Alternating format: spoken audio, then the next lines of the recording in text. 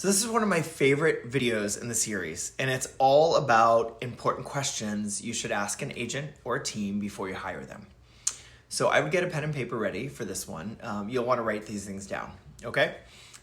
You'll likely interview more than one agent or more than one team for the job. And the reason I think this video is one of the most important ones in this whole course is because I'll talk you through these 5 questions and follow-up questions. You should ask them to any team or any agent before you hire them. And normally, I think you should ask the questions and then ask questions about the questions and really take note of the detail or lack of detail in their answers. So first question, what is your specific marketing strategy for my home? You'll want to know the specific steps the agent's going to take or the team is going to take to give your home maximum exposure, which usually leads to more buyers coming through and better pricing, maximum price for selling your home. Ask them what they'll do specifically for your property and if they're planning to do anything different for your property that they may not have done for other properties. If they say no, then ask them why. Second question.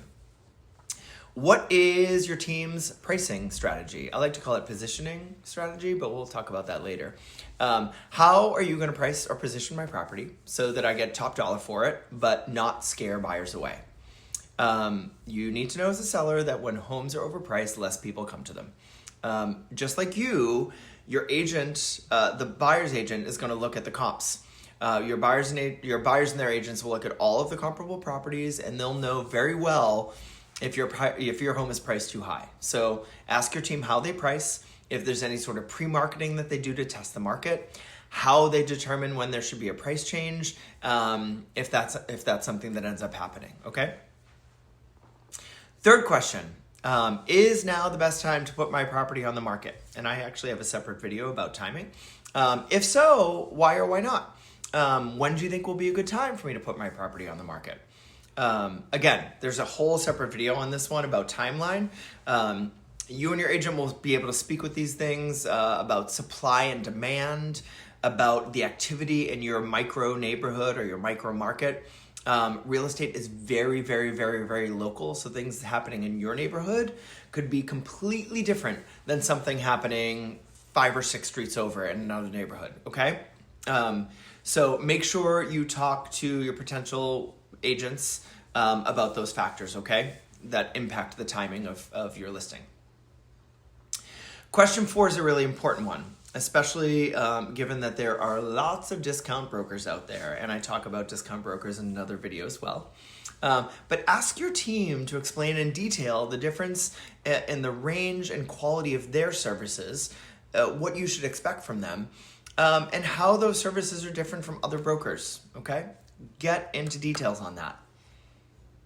The last question you should ask, and this is sort of like a job interview question that's asked in like every job interview, but why do you think that you're the best person for this job? Simple, right? Once you get through those top 5 questions, I want you to know about the team structure as well. So are you working with a single agent or do they have other people on their team? I think there are advantages to working in both situations, but when you're working with a team, there are other advantages. Someone's always available to show your property because there are multiple people on the team, so there's never like a scheduling conflict with the showing. Speaking of a showing, ask your agent if your home will be on a lockbox. And what that means is they'll put a little secure box outside of your home with the keys to it.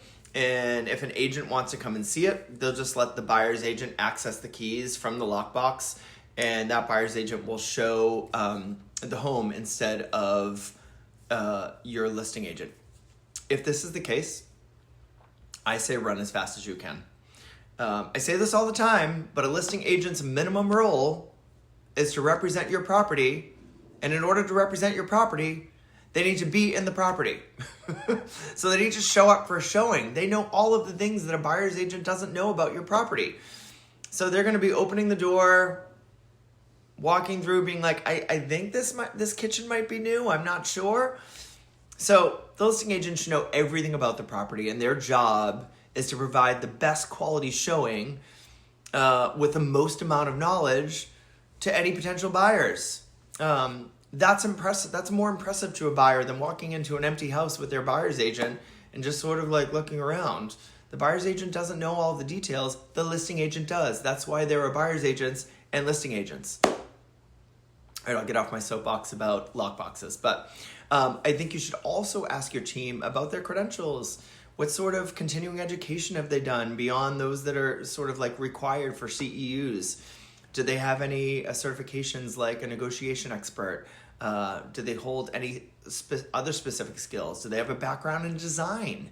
That can help you when you're getting your property ready for listing. Some people are designers and they go into real estate, right?